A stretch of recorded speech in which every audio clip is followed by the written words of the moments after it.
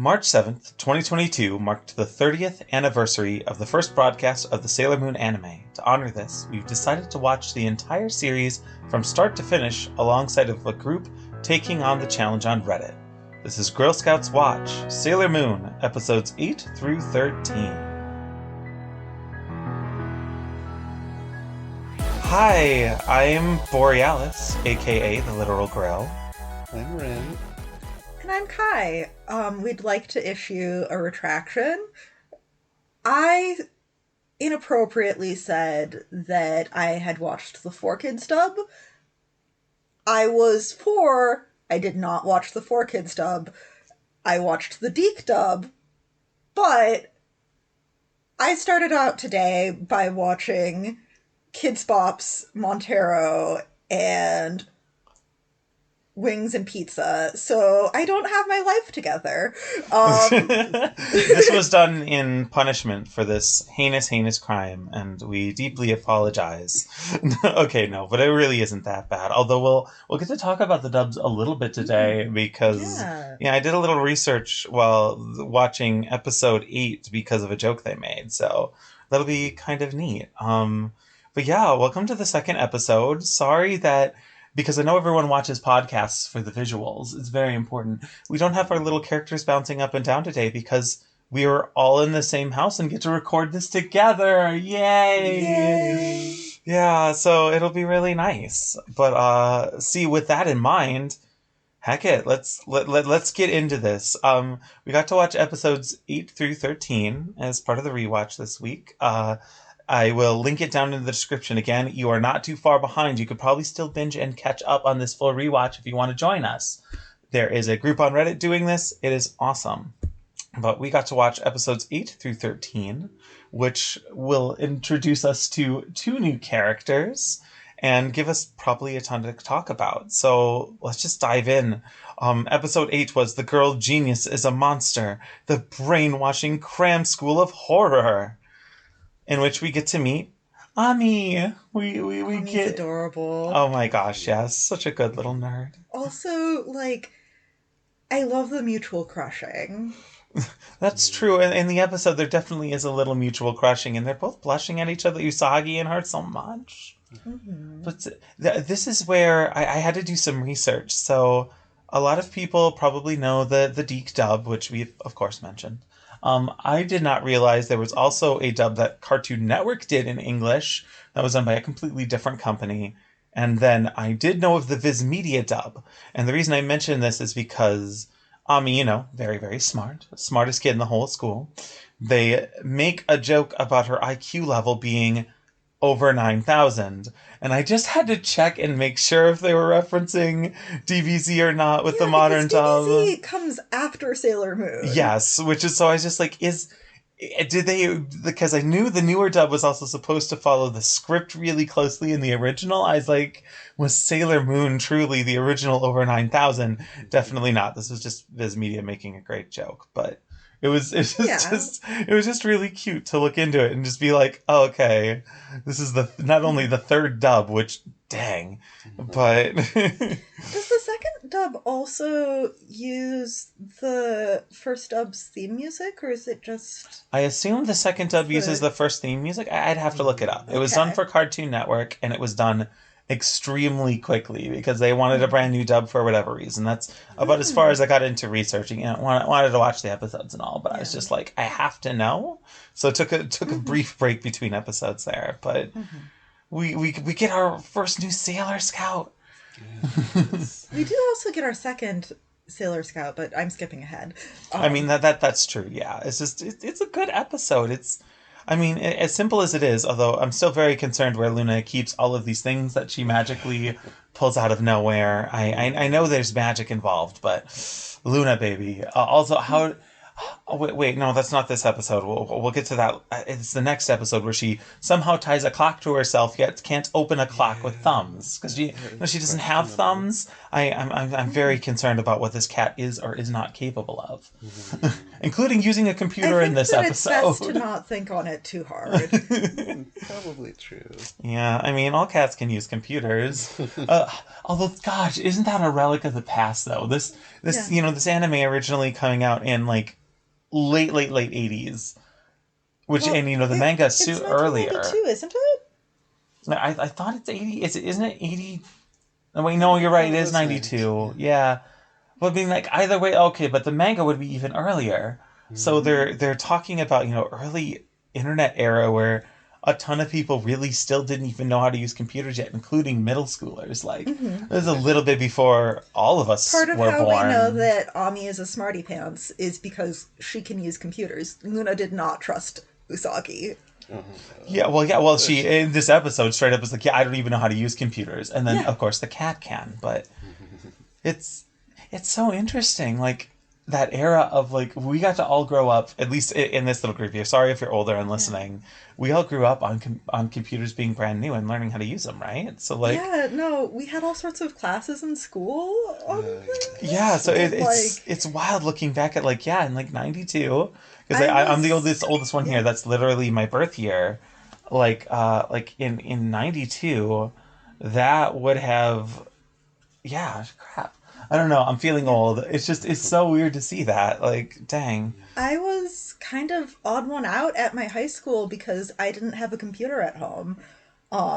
It's just it's really interesting because like now, you see all these kids with their parents would not send them out into the world without having some way of contacting them.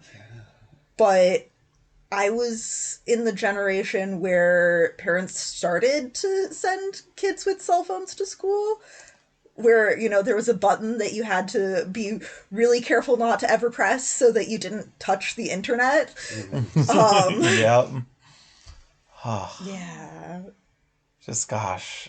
But yeah, so we get our first new Sailor Scout, which is great. Like I'm noticing these episode block lists. Shout out to the amazing person who made these on Reddit. Like they follow these mini arcs of sorts, which is kind of neat.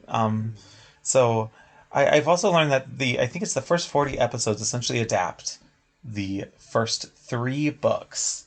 Like, wow, did they stretch it out? We talk about filler and stuff in modern anime sometimes, but wow, I am honestly impressed what they did with Sailor Moon. But I did mention this too. Sailor Moon, the first anime I've seen to do two intros in a row. One about what's happening in the episode, and then one where she just introduces herself again. I will say that that's way more common in shoujo, to have like a theme song and then the character is like, I'm so and so and here's a bunch of information about me I mean, it and is, here's what but I'm doing this episode. on top of that, though, see, but it's not together though. It's two separate chunks. It's Oh completely gosh, yeah. it's hard cut edited. Like Yeah, no. I mean, like, oh gosh, I'm struggling to think of it, but it's a whole thing. You have your theme song, and then you will have, like, sometimes a recap, and then you'll have your information about the main character. See, I don't know. Maybe it's weird in my brain. I'd rather have the recap theme song and then intro. Like, I need something in the middle. I'm not saying it's necessarily bad, but it's like this is definitely what they did to fill some time. And looking at it now, like, I mean, of course, you want to recycle animation and do stuff because it was expensive back then too. But the long transformation sequences literally make sense.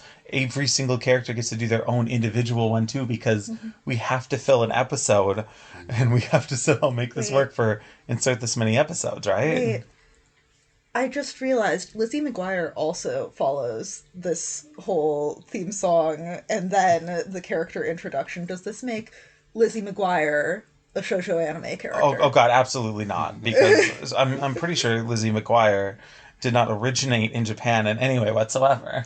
Okay, but I mean, you can does all anime need to originate in Japan?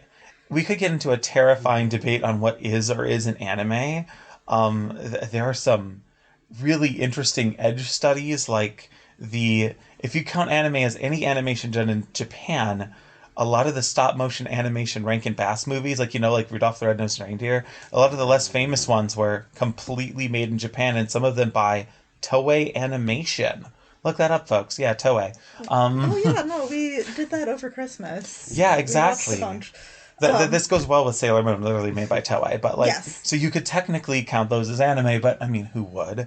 And there's also this Pingu anime episode that was made in Japan, but most people don't count stop motion, except they actually did it in complete CG, trying to copy what stop motion looked like, technically making it anime. So we could have some really horrifying debates, but that's probably a whole other podcast, which sounds fascinating. Did Toei also animate that one cult's whole thing?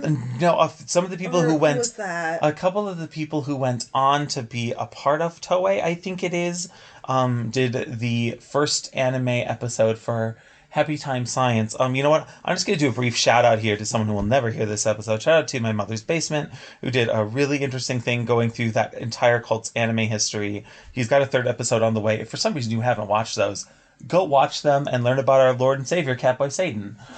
He's from Venus. Anime Catboy Satan will be your new god. But back to Sailor Moon. I feel like we should we hit the next episode here? We got a new enemy appears. Although, Oh. do we want to describe Sailor Moon verses for each episode? Because I think that That's this right. That's episode right. can be described as Sailor Moon versus Kumon.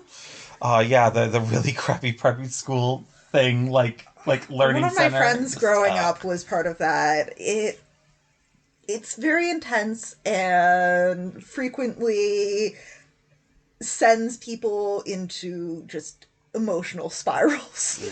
Oh yeah, so this episode of the podcast anti-sponsor is Kumon. Kumon, pay me $10,000 or I'll keep talking shit about you. If you want for your kid to develop anxiety about their test scores, send them to Kumon. Yes, excellent. Who needs sponsors when we can just diss on people? I actually kind of take that. But yeah. Anti-capitalist sponsors. Yeah, anti-capitalist sponsors. We talked about that in the first episode. It seemed like a lot of the original things are straight up we're just railing against issues with capitalism, which is I doubt was probably done super on purpose, No, but it's fascinating. I mean, like, the anime has a very 80s, 90s vibe. Yeah, but Like- I guess getting to rewatch it because the two of us rewatching it as an adult or whatever, it's neat to be able to now read into it that way, having rewatched it. I mean, never would have looked at it like that before. But to be fair, the next few episodes, well, yeah, no, I was gonna say that's not correct. I need to scroll up. I almost read the wrong episode description. I'm so sorry, because I was gonna say that the next one because the next one makes way more sense on the capitalist thing, because it's Usagi's disaster, beware of clock confusion, where Usagi versus time optimization. yeah, pretty much, and we all have to wake up early, we all have to go do this right now kind of mentality. Which I guess that we could relate to that because we woke up pretty early today. Yeah, at least we tried to. Yeah, we watched the Sailor Moon anime episodes right up until bedtime, and we thought we'd be able to be awake to record. We did not, so we were I up. was too sleepy. Yeah. We're up before Kai goes to work today to record this episode, so I can edit it and get it out on time. Shoutouts to... Although we don't have any evil clocks stealing all of our energy. Mm-hmm. At least I don't think so. I think something went on with daylight savings time, which could be... Oh, that's true. Dang, we fought daylight savings... We fought daylight savings time? Yes, there we go. And lived to tell about it. Yeah, I don't know. I might be the only person with this opinion, but I like daylight savings time. Yeah, you're wrong. Anyway, no. I am okay with every once in a while we just change how time works so that we get to spend a little bit more time in the sun. Yeah, but it also... Okay, wait, no. See, this is a whole other Time is podcast, fake and too. made up. I mean, We yes, might but... as well play with it. But no, because when we do daylight savings time, it uses more power consumption and does a lot of other horrible things. That's true. That's the other reason I'm not a fan. I could live with it. It's just there's no point, and it makes life worse technically. It's a net negative. If you want to look up the garbage rumor of how daylight savings time exists because of farmers, which is not true, go and hit up your local Google or library, I guess. Isn't there a Knowing Better episode also on daylight savings time? There might be. I'm not sure. We're shouting out a lot of things that will never hear us. Shout outs to Knowing Better. I mean, I have no problems with this. These are all excellent bits of media. Yeah. But clock confusion, which now we get to get back to that. How the fuck did a cat tie a clock to herself without thumbs but is unable to open the clock? Do not think too hard on it. It's... Do you remember the Sailor Moon plays that we watched? Yes. Although I'm sorry, I can't let you go into that. There's one break week in this watch schedule, which again, here's your chance to catch up, folks. And we actually watched 2 of the Sailor Moon musicals from Japan. We paid for tickets so that we could watch their performances. Well, we did that over Christmas. Oh yeah, that's true. It wasn't for the podcast. Yes, we just love them. Yes, but that's the point. The break week, since we have literally nothing else to talk about, we can talk about the Sailor Moon musical. So sorry, I'm going to cut you off there. We can't give away our only episode idea for the week. Okay, so I will not talk about that. But there is one of them that we saw that focuses heavily on Luna. Oh God, yeah. That it's okay. I guess the tiniest spoiler: Luna falls in love with a human who's into it. So it gets really weird. That's a spoiler. Look, this will just tease them for that episode. It's in a few weeks anyway. This will get all the fans that we definitely have thousands of excited. Okay. I don't think that we have thousands of fans yet. We just haven't heard it yet. We do appreciate you, dear listener. Oh yeah, here's another shout out then. Shout out to Anime Herald, who was really cool and shared our podcast on one of their major Patreon messages, by the way. Like, that is the coolest thing ever. And thank you to everyone who listened because of that. That's really cool. Although, I will definitely say, this is the episode 2 where I do believe the supercomputer comes in. Yes. For Ami, and Sailor Moon, I mean, to be fair, she was being affected by the whole I have to do time magic at the time, but yes. God, she was being extra stupid this episode. Well, see, now that Usagi has friends to help her out, she kind of has a downgrade in how competent she is. Yeah, and Luna too, just Ami showing up really changes the dynamic where, well, going back to the last episode, Luna thinks that Ami is one of the monsters, and it's just totally off. So it just kind of changes the dynamic where it's not just Luna is the sole voice of reason for Usagi's sake. Oh gosh, yeah. Thinking about it, they really set that up well, because in this episode they also both literally don't have Luna to help them, and they let her look extra capable. That's actually a really smart way to set her up as looking like a really good hero. Like, shout outs to the writer there. Like, my author brain is just like, dang, wait, that was really smart. Yeah, no, It's also a thing, too, where we get to see Luna being wrong, and we kind of get, like, a gradation of how much we are supposed to listen to each character. That's fair. And, see, without going too much further in the series, as a spoiler for the person here who hasn't watched it, hi, Wren, her being slightly less capable will be a story plot line at one point, which... Mm-hmm. I guess setting this up because these next few episodes, to be fair, are some of, compared to at least the first episodes, Usagi looks some of the worst that she has, minus like the first episode where if you're suddenly fighting a monster out of nowhere, all of a sudden screaming and having magical headphone buns and all of that makes a lot of sense. It's easy to get freaked out, but she definitely does not look very good. She is a crybaby. Yeah, these next few episodes definitely put her at her like all-time low, which I suppose is probably part of the, as again, author brain, the hero's journey a bit. She's got to have somewhere to grow, so gotta give her a little credit. But like, because we talked about how it's cool to have a more emotionally vulnerable hero in the first episode of the podcast, but these few ones I actually did find myself going like, oh my God, you are crying a little too much. I also think that part of this is Usagi is our main character and our point of view character, and she's not very good at video games. She's not very good at school. She cries a lot, and, there's jokes about her not having skills. Yes.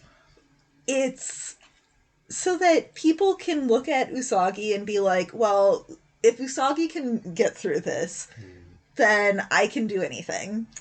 Okay, that's pretty fair. For young audiences, that would be a very big deal. Yeah. I agree.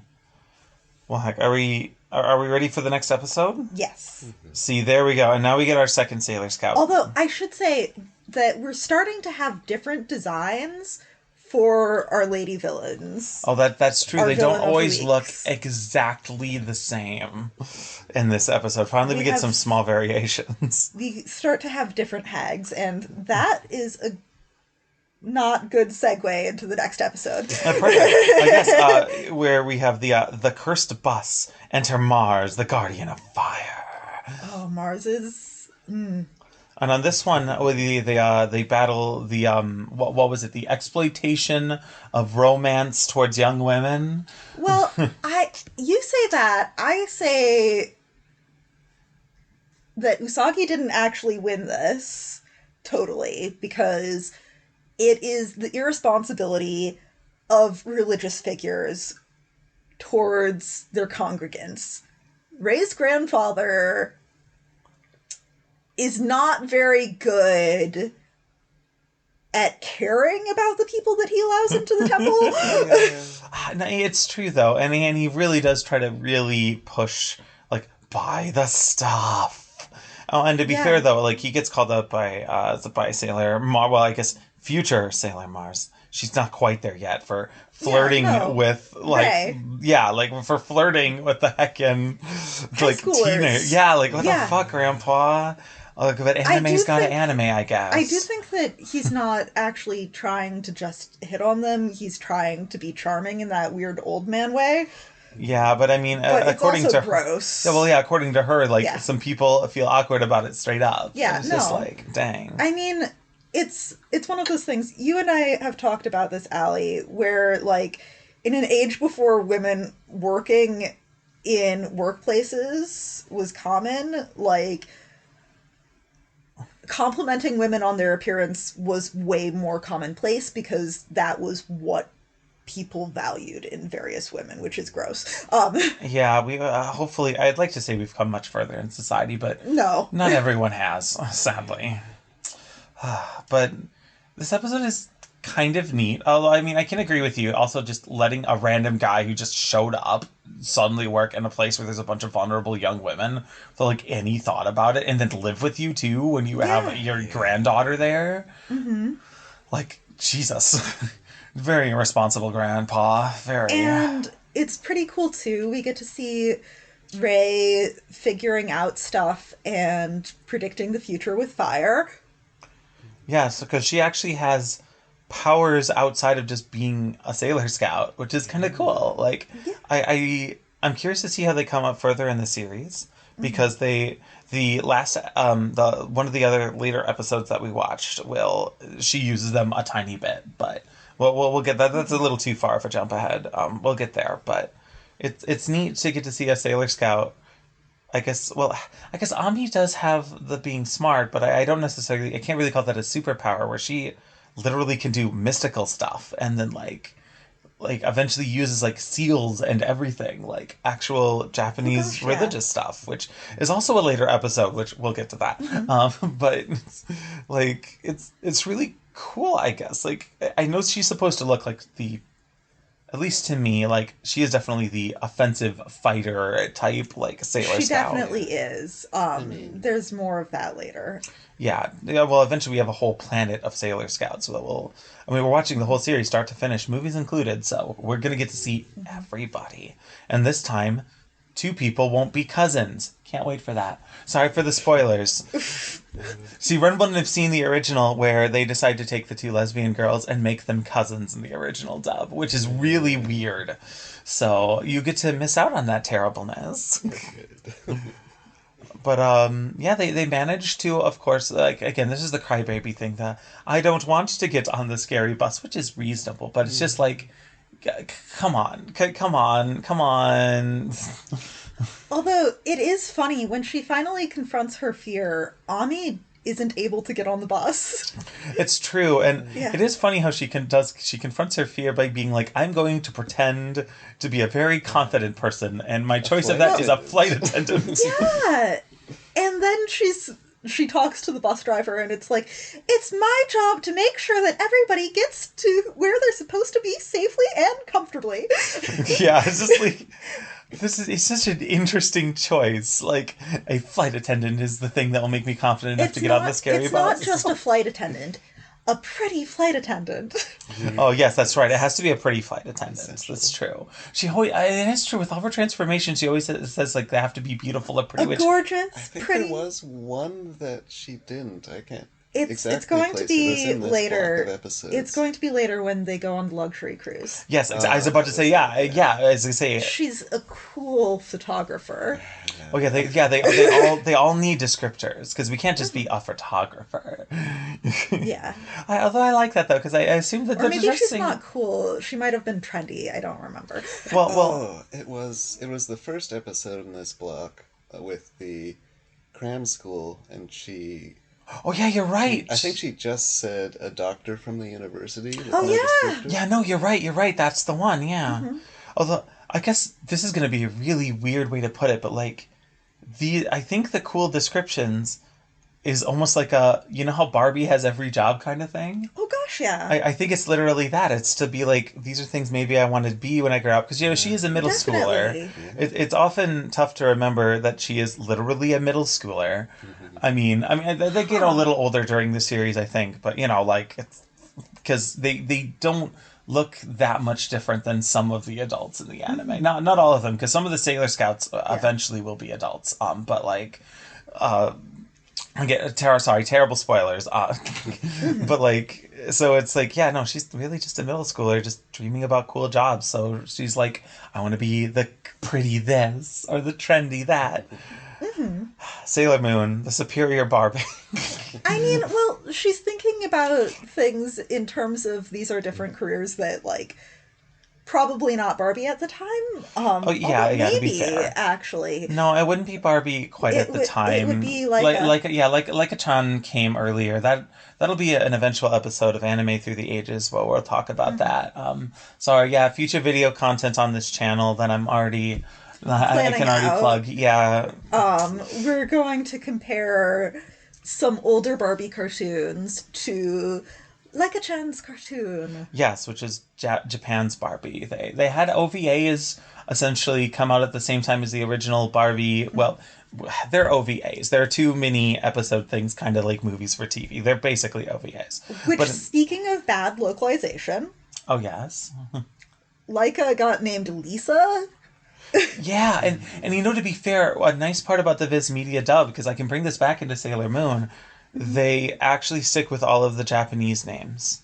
Like fully, including pronunciations. Because if I remember correctly, and again, we'll issue a correction and listen to more Kids Bop if I'm wrong, but I'm pretty sure that Ami is to Amy. Yeah, exactly. Yeah.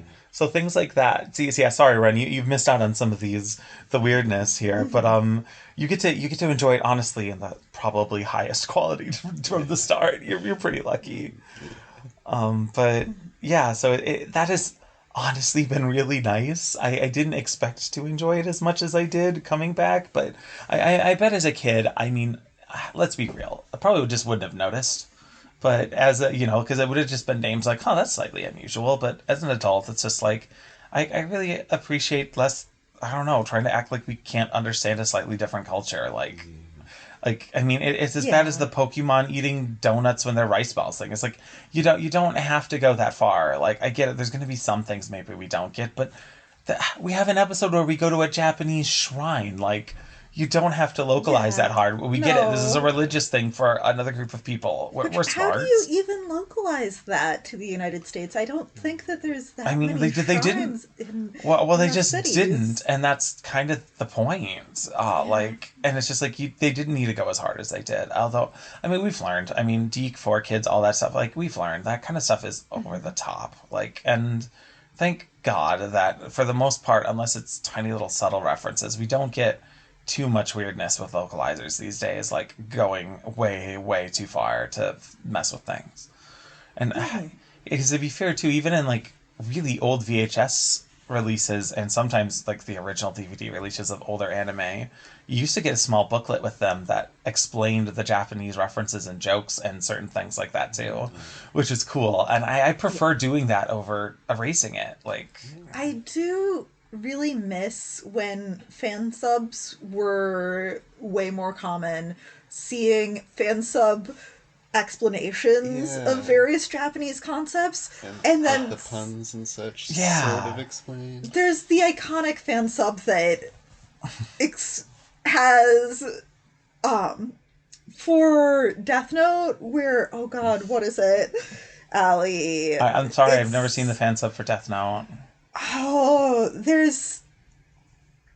it's a scene with Light Yagami, and I don't remember what the word is, but it's just like justice is left in a Romanized Japanese, and then right underneath it, it says something means justice.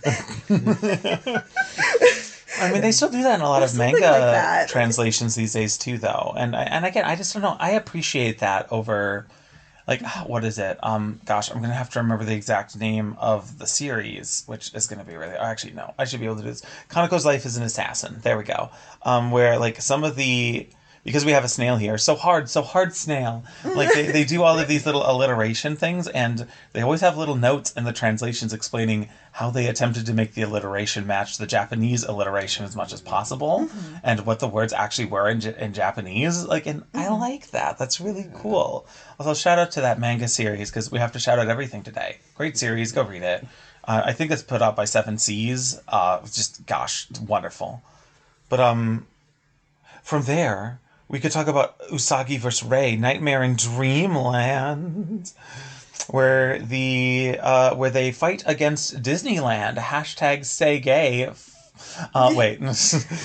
Again, we get to see a different design for our lady villains. That's true. We do get a bit of a Unique. different design. I love the very cutesy princess puppet that is evil.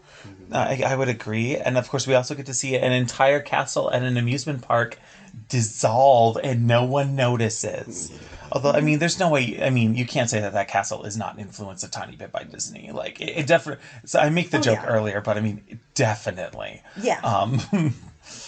Shout outs to Sailor Moon wanting to destroy the corporate entity known as Disney.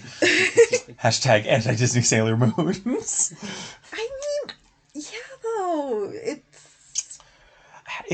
I mean, okay, obviously Sailor Moon wasn't actually trying to write about being anti-Disney, but it is funny looking at it now as Disney. If y'all don't know, I mean, yeah, we got the Star Wars anime series, which Star Wars Visions is probably the best Star Wars ever.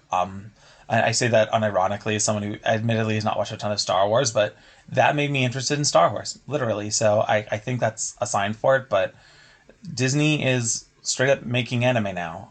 They have several releases planned for, I think it's 2022 and 2023, or at least planned. So who knows, in the world of the pandemic and everything, there have been studios in Japan that have had to shut down and things, and especially in the anime world, 86 had to straight up stop production because shit got so screwed up that they're going to have to air that second half of their anime in another season, which is really unfortunate for such a show that was just doing so much. So like, we'll see, but it is weird getting to see this like Disney reference in something in an anime from like the 90s that's like, and now Disney is making anime. So weird. Like, I won't go into it too much, but Disney Twisted Wonderland, where you get to have anime boy villains versions of like all of the villains from the Disney series. If you're super into Disney, check that out. It's the only gacha game that I play. But since it's vaguely anime and Sailor Moon related. But see, do we have any other big things from this episode? Because to be honest, like, I'm not going to say it's like unmemorable in a bad way, because it's not, but like I it don't is. think that it's unmemorable. I think that it has some very cute little character building things. We get to see what's his name? Momoru. Being just walking around the park and interacting with Usagi, and Usagi's like, "What are you doing here?" See, I like it because, like, again, I'm not gonna say it's unremarkable. I'm going to say it's a standard episode, and that's not even like in a bad way. Like, this is definitely the standard formula of we now have all three people on the team. We are doing this. It's just, here's a basic episode. Here's the thing that's happening. We're gonna go solve it. It's like just when like Sailor Moon was by herself, but here's the other two now. Like, because the previous episode we got to see Rei is extremely competent again too. She already got her moment to shine in her debut episode. Damn. So it's just like now we get to see them living kind of normally and doing the thing together, and it's an important lull in the story, honestly, because if you ramped it up immediately from there without anything in the middle, because I mean these last two episodes in this little arc that we kind of watched, they definitely go in the ramping it up department a lot. So like I think that pause almost to just have here's a basic episode is important. Yeah, to establish this is how the team works together, and this is the general vibe. Usagi doesn't listen to Rei being like, "There's bad vibes around here." Yeah, I mean, actually, you know what? Perfect, though. Perfect segue into I Want a Boyfriend. The luxury cruise ship is a trap, because once more, Sailor Moon just straight up not listening to Luna being like, there is some really evil shit, and I'm getting terrifying vibes from this adult man captain that you fall in love with. But Which actually, I think that might be the first time that Jadeite changes his hair color. Yeah, that's true. For a disguise. Yeah, and the only time, but we'll get to that in the next episode. But see, this is the one where we get to see our lovely shrine maiden use her magic powers to pull a lucky lottery ball ticket thing. Oh gosh, yeah. Which, Rei, that's sketchy. I mean, I don't know though. If you have magical powers to win lotteries, why wouldn't you just win the lottery? I mean, come on. Because Ray's very happy with where she is. Okay, I guess that's fair. Would she be doing anything different if she were to suddenly have a lot of money? I guess that's a good point. I mean, like, she does something to have, like, a slight, haha, I'm gonna tease you, which again builds up to the eventual tension that will happen in some later episodes, but she definitely is much more antagonistic towards Usaki at the beginning, and she's just like, yeah, no, screw you, I'm gonna win the thing because I can, and I can use magic to do it. And she does that, and then she ends up being like, Ami, you should come with me on this romantic cruise. Yeah, because I don't actually have a boyfriend, but you should come with me. A boyfriend. And they both end up blushing all over it too, which is so funny. Yeah. Although it's sort of like a thing too where it's like Ami's like, but Usagi wanted to go on this cruise. Why don't you bring Usagi? And Rei is like, nope. Can you imagine her on this cruise? Which is really funny because later she's like being incredibly like noticed by everyone eating food ridiculously because she's like, oh yeah, Usagi would be cause like such a scene, and then here she is doing it. It's also just like Rei is a bad date for Ami. A bit, yeah. It is funny though because I like that because again there's tension later, but it shows that Rei and Usagi, they're not that different. Like they are in obviously major ways, but like Usagi would cause a scene. They're both very brash and confident characters. Exactly, and that's why they like don't necessarily get along, but that's also probably why they should. They should be able to get each other better. It's just it's good. It's good little subtext, good little drops. And I will say this time the villain of the week very different, really cool too. I mean the actual like a lot of the villains, they could do neat attack things, but this villain is like probably the first physically. Yeah, like definitely like the first very physically threatening villain, I think. Like she has water powers. Yeah. Water, specifically. Yeah, and they're on the it is. I think that's really important because we have Sailor Mercury with bubble stuff, so like it has to be seawater. I didn't even think about that till now. Shoot. Thank you for mentioning that, Wren.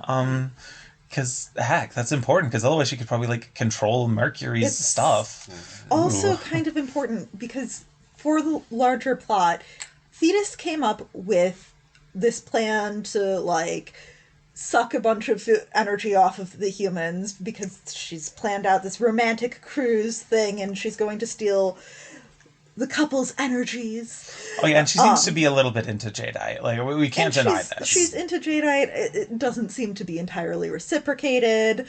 And Jadeite is going along with this. And at the end of the episode, Thetis has gone kaputs. Oh, yes, because And the Sailor Queen Scouts win. Beryl is mad that Jadeite has destroyed her sea monster. Yeah, without her permission. Yeah. And it doesn't matter that it was her idea or anything else. He takes the brunt of the blame. Although I will say that if you look at this as a larger pattern, Jadeite has a tendency to be with various monsters that are setting up this plot to steal human energy, right? Mm-hmm. And Jadeite doesn't really do much to actually help them.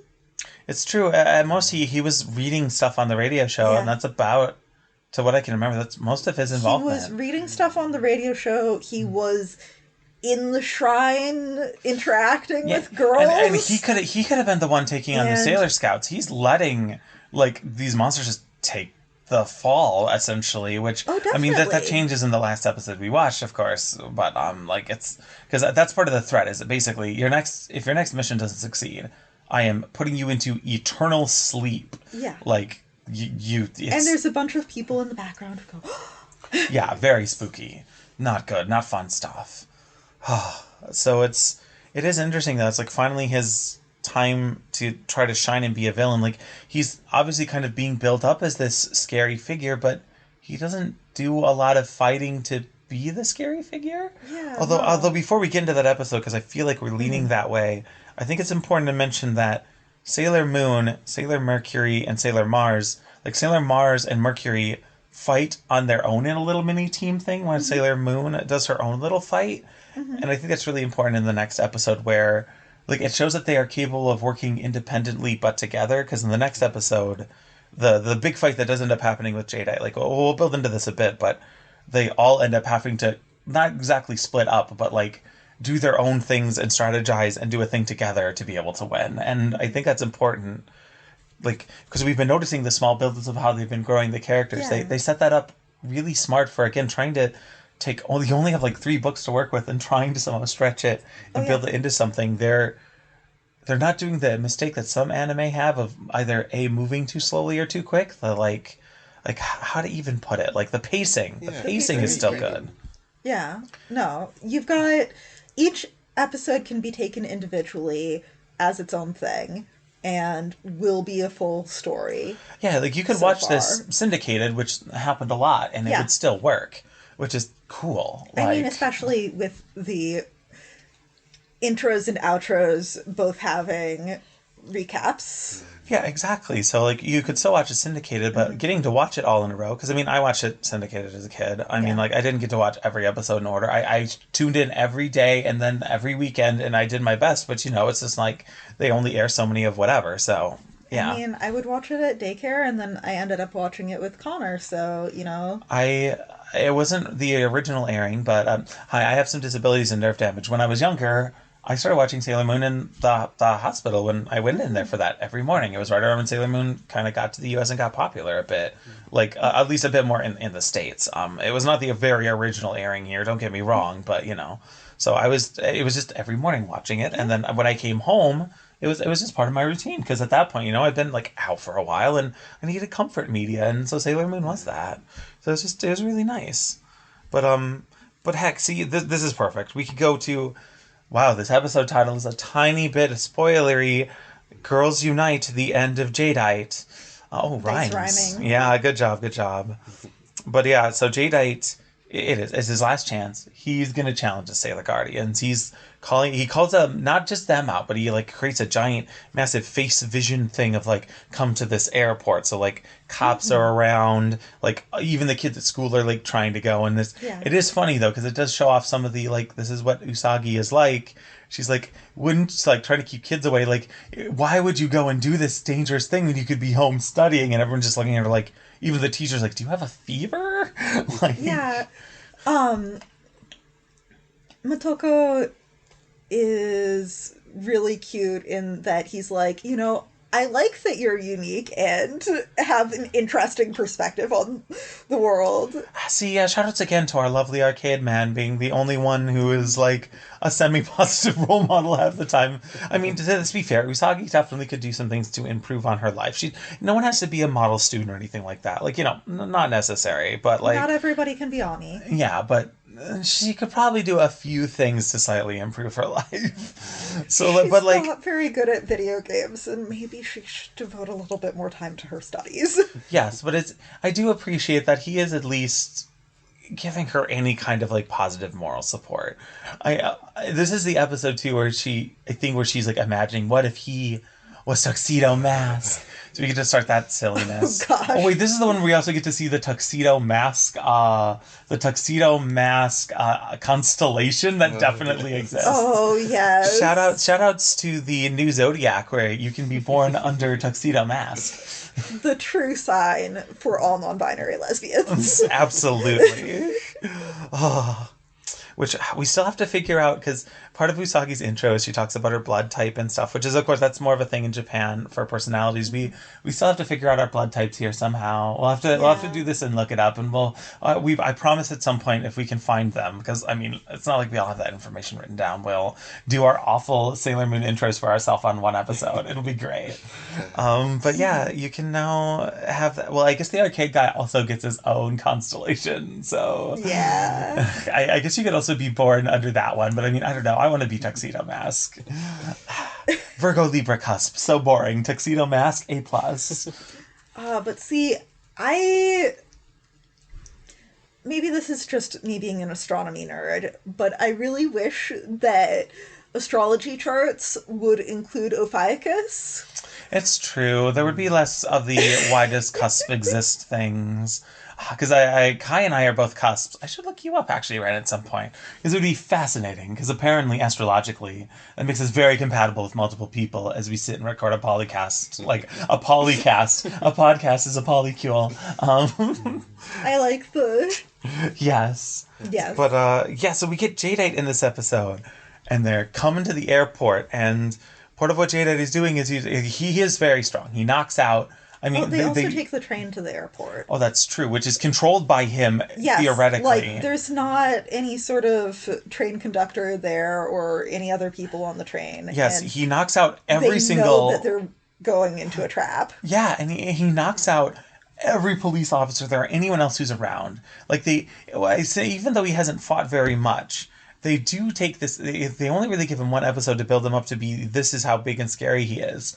They do it in a lot of ways really quick. Like, he's doing stuff that none of these other monsters could pull off. Like, just like, bam, like, yeah, I'm just knocking out all of these people. And eventually, of course, he makes clay dummies of all the cops.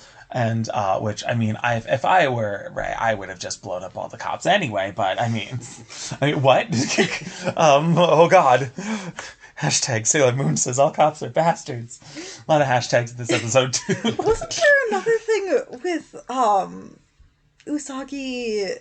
and the gang fighting the cops in the previous episode? I can't remember. I don't know if there were actual cops there. But there was a bit with Ray getting really mad at the cops for questioning her and her grandfather. Exactly. About the shrine. That's true. And now that she has magical firepower, she should just blow them up, obviously. But yeah, so I mean, they end up taking down the fake cops. And see, that's another thing. He made an entire thing to fuck with them too. Like they are building up as a big villain, and then at the airport, which I mean, shout out to pre 9/11 anime, we can just go on to the tarmac somehow. He's like shoving airplanes at them to run them over. Although again, I can't deny this here. The solution to this is to run left. or right instead of straight ahead.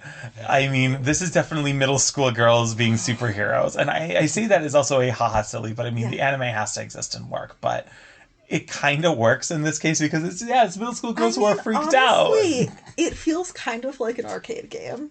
A little bit. I mean, eventually there's a weird thing where the planes end up somewhat moving towards each other. So, like, see, that could work a little bit better. You know, like, I'm going to squish you with all of the planes somehow, you know, in a big fiery explosion. But see, this is where we get to have, like, a big moment, too, because, like, we joke, but earlier in the clock episode, Tuxedo Mask is actually finally more helpful than just saying a word of encouragement and slightly distracting the villain for a moment. Yeah. He breaks the clock and actually helps them escape, which is very important. But in this episode, he actually tries to fight for the first time, and it looks like Jadeite kills him. And then they're like, oh, shit, this is the guy who, even though he barely does anything, always saves our asses. We have to do a good strategy. Was it... It wasn't the luxury cruise. When was it that Usagi was like, hey, you look familiar about Jadeite? No, it's not Usagi, it's Luna. Luna notices. Luna notices, okay. Yeah, but I can't remember which episode too. Yeah. It's like Luna's like, yeah, the same guy doing the same thing every time. Finally, I like that too though, because it'd be fair, it's like Luna's supposed to be our quote unquote omniscient character, but she's not. And we even get to see her go to the arcade and do the whole a character we'll obviously be introduced to later, talking about what's going on and everything, and it's really interesting. Like, she's not There's a all whole knowing. scene too where and this is, I believe, before the theme park episode, where they are our gang is all sitting together and Ami's like, wait, Luna, you don't know what the princess that we're supposed to be looking for looks like? Yeah. And Luna's like, no, I don't. And then Ami's like, well, maybe we should focus on saving people first. Yeah, because if you don't have any info, what else are you gonna do, right? But yeah, we end up with we end up in this big fight, and it looks like even Tuxedo Mask may have fallen and perished, with a rose floating gently in the water. And then Jada, just pops up again. A great moment to be like, look how strong I am. I mean, we know that there's no way Tuxedo Mask is actually dead, as adults, but it's a great moment. Like, I took down this guy who, well, he doesn't really, I know it's the meme, but you didn't actually do anything. Whoosh. I mean, he did also do, the clock episode and the theme park episode are both times where he tosses a rose and it breaks the illusion.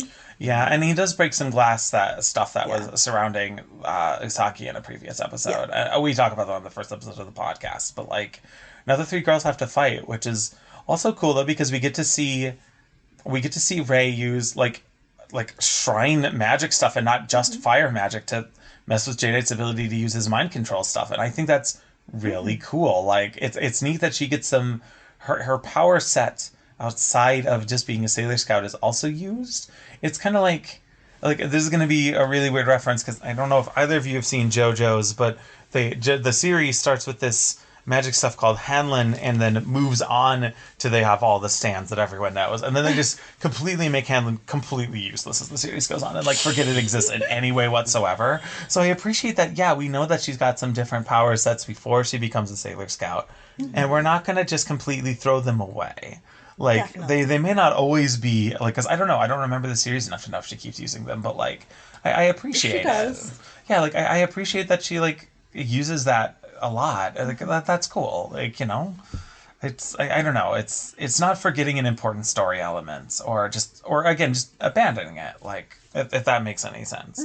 Nothing against JoJo's. I get why they abandoned it. Obviously, it's a famous series now. Everyone knows stands and all the jokes about it. And is this a JoJo's reference? I mean, it's a giant anime for a great reason. They made good choices. But it's just a perfect comparison because if y'all are here watching anime, you've probably at least heard of JoJo's. If not, wow. Have you only watched Sailor Moon and that's it? Or, although if you have, I guess good taste. Maybe you're just time traveling from the 90s. And that is true. Shout outs to 90s time travelers. We had the time machine right back then. I mean, Back to the Future had already been released, so yeah, exactly. But obviously they're able to defeat Jadeite. Surprise, surprise. And yeah, Tuxedo Mask isn't dead. He shows up behind them like, it takes more than that to kill me. And they're like, that's really Very it. dramatic, very swishy. Yeah, like, I could have helped you during this fight afterwards, but I decided to let you do it on your own, basically. Like, that is the only small problem with Tuxedo Mask. Like, he's definitely obviously strong enough to be very much more helpful than he ever is, but he maybe only helps...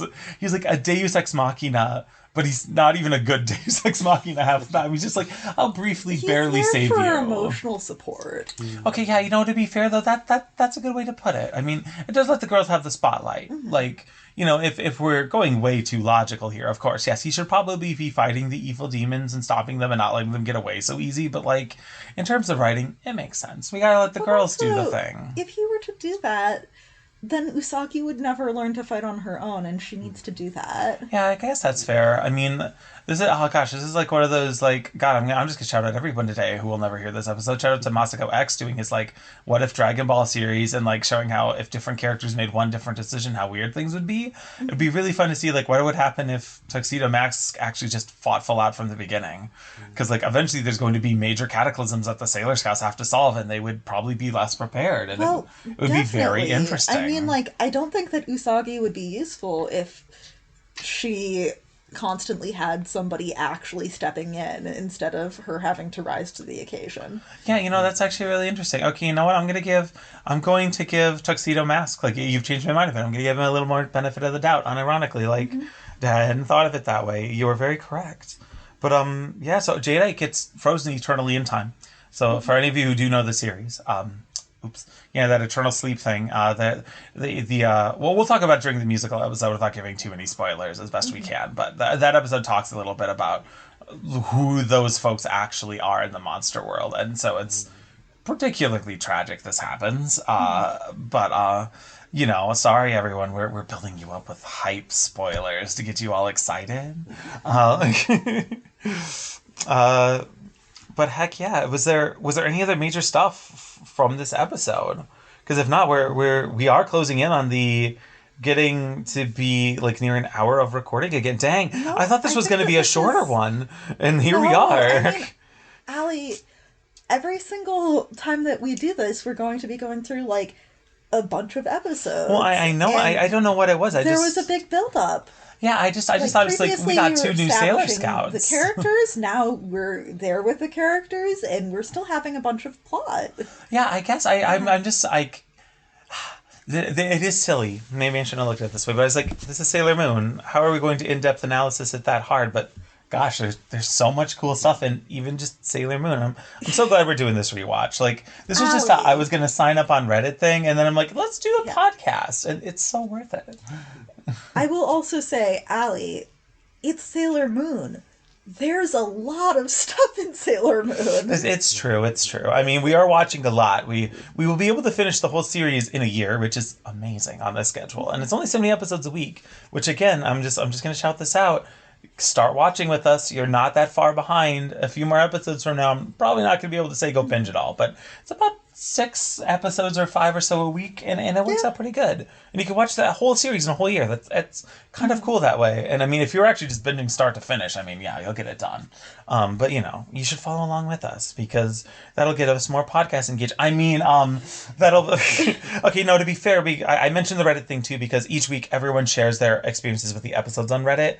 And I mean, yeah, we share our podcast there too, but it's really cool reading about what other people thought. I'll have to start sharing some of their thoughts next episode of the podcast. That'll be part of our intro, I think. Like, well, we can share some of the thoughts of last week that other people talked about. I like that. That's cool. Yeah. I like that a lot. Yeah, improv creating content. So, because we're ending this off, the Moonlight. Wait, we got to at least say goodbye to everyone proper. See, this is... Okay. Yeah, come on. Like, I'm Borealis, a.k.a. the Literal Grill. I'm Kai. And I'm Wren. And this is the Sailor Scouts. Sailor Scouts. This is the Girl Scouts. Oopsies. And this now... Girl Scouts. And remember... The Moonlight is a messenger of podcast engagement. Perfect.